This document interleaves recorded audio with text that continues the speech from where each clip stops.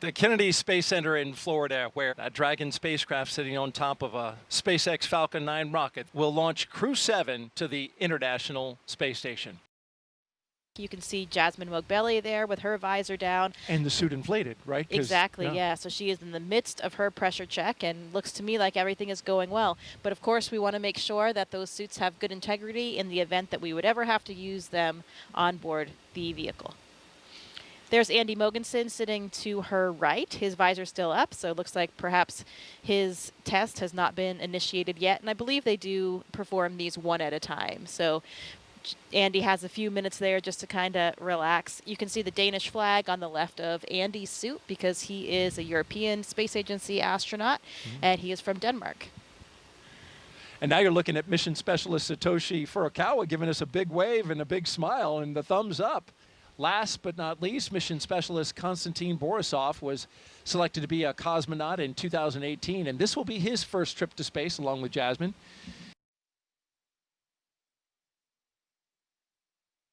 And here they come, the astronauts walking down the hallway at astronaut crew quarters.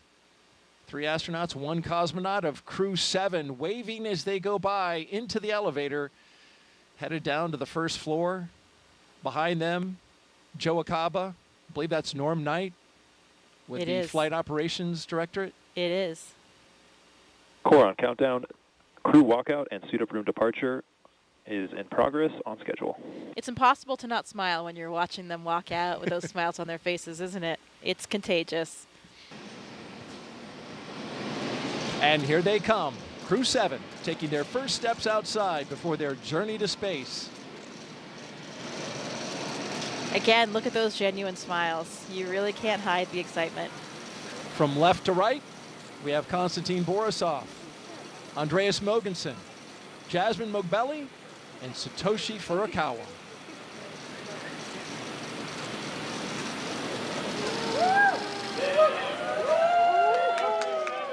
Here we go. You can see some of the NASA administrator there, Bill Nelson, Bob Cabana's there, the associate administrator. We mentioned Pam Melroy already. Everybody's there to cheer them on, send them on their way. Let's listen in a little bit. We've got a microphone down there.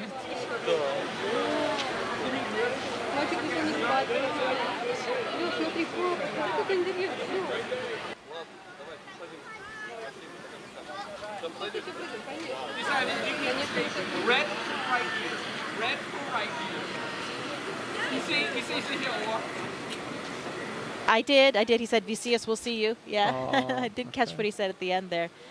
But Andy's family actually lives just a second. The commander and pilot, and the third, the mission specialist, 1 and 2. And bye they go. Bye bye. I think you need a longer bye. You nailed it. Thank you. Thank you. Here we go with our commander and pilot, Jasmine and Andreas, making their way out for a view of the rocket. And there it is, that traditional lean back. You got to try to take it all in, and it's a tall rocket. You know, I remember these moments getting ready for my launch, and it's interesting because people ask all the time, you know, how do you feel? Are you scared? But only the 4 of them will be making that final step to space. Everybody else has to come back down the elevator. That's right.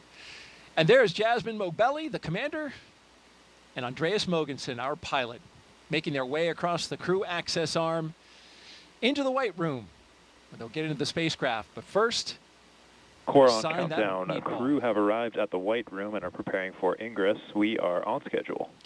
Yeah, that other tradition that we talked about. There's the last signature that they'll have to dole out before they get all strapped in.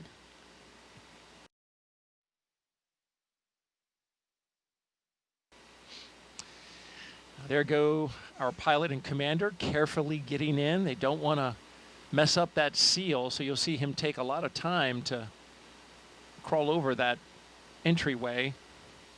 And here come our mission specialists. On the left, Konstantin Borisov, and on the right, Satoshi Furukawa. They're even dancing their way down the hallway. Oh, they're loving it.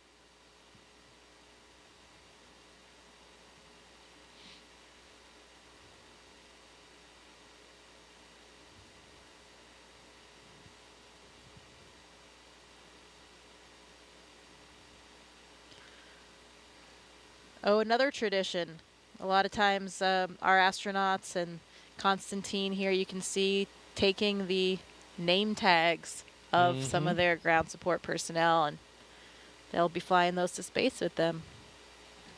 With the big wave as they rotate the seats upwards so they can be better configured for launch, of course, and also they'll be able to see their display panels directly in front of them.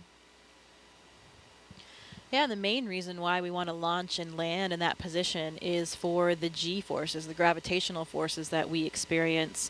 You know, get up to 3 or 4 Gs on launch and landing, on a nominal launch and landing. And when you take those G forces through your chest, so when you're on your back, those forces are coming straight down, so they're hitting through your chest. That's much easier to deal with than if you were sitting straight up, then they were hitting your head. That would really drive the blood out of your head, and that's why, you know, if you're flying a jet, that kind of Dragon thing. SpaceX, seats are in the launch position. You are go for Section 2, suit leak check preparation. SpaceX Dragon copies, proceeding to Section 2, suit leak check preparation.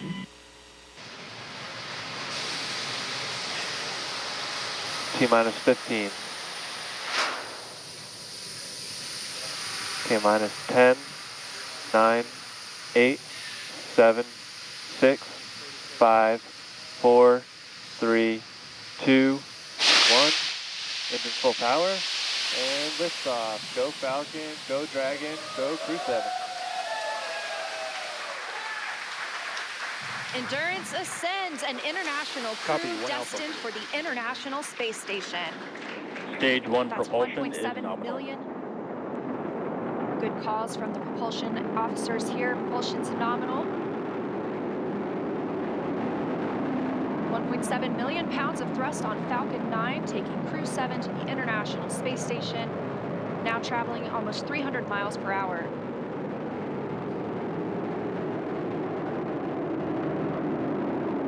Nominal power and telemetry. We are just about T Stage plus 1 throttle 45 down. seconds into the 7th rotational crew mission on board Dragon and Falcon 9, and right now the vehicle is throttling down to help us pass through the period of maximum dynamic pressure.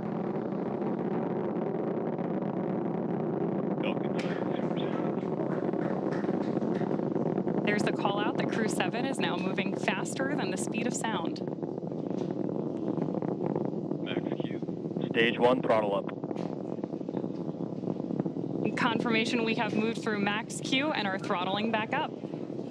Copy, 1 Bravo. Heard that call from Jasmine on Crew 7, as well as confirmation from the ground. The call out for 1 Bravo means we are in the 2nd and final abort mode for the first MVAC stage, chill is continuing to underway. get good performance. We've got engine chill on the 2nd stage MVAC engine. We will then be looking for MECO, or main engine cutoff, where the 9 engines on the first stage will cut off ahead of the 1st and 2nd stages separating. Then the single Merlin vacuum engine on the 2nd stage will ignite. We are now coming up on 2 minutes into the flight, the spacecraft traveling over 2,000 miles per hour. Really incredible nighttime views of Falcon 9 and Crew 7 on your screen right now. So as Leah just mentioned, we are keeping an eye on a couple of critical flight milestones coming up back to back here. Stage 1 throttle Those down. are going to be MECO, so main engine cutoff now that we're throttling down stage 1, followed by stage separation and 2nd stage ignition. Main engine cutoff. Stage separation confirmed. Copy, 2 Alpha. MVAC ignition.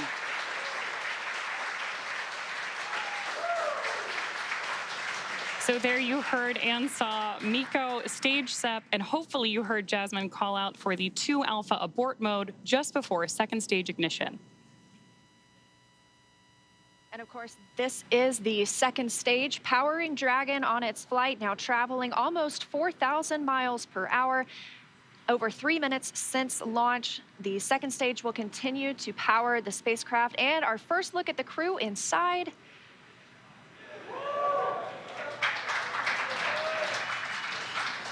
We'll be standing by for SECO. That's the next major milestone for this second stage engine. That comes shortly before 9 minutes into the flight, so we've still got some time on this engine.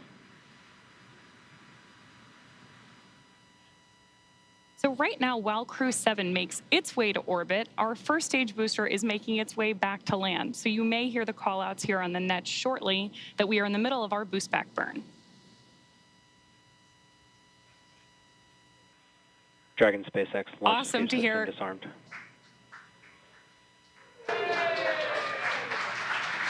Fantastic.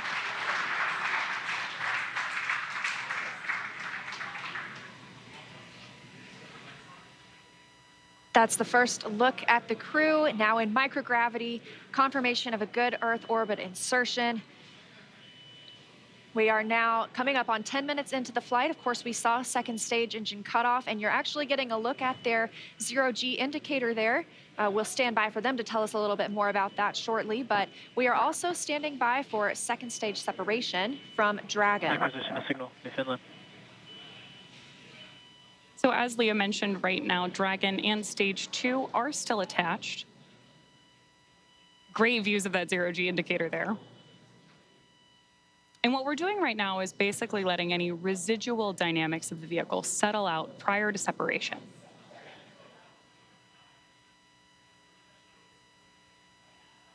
We are expecting that separation event in probably about 90 seconds.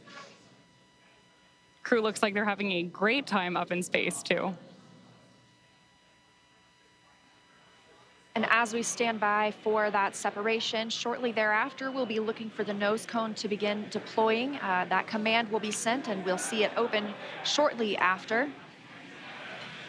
We'll need the nose cone to open to expose those forward bulkhead thrusters, as well as the docking mechanism with which they will use to link up with the International Space Station. After their ride, it's almost 30 hours long.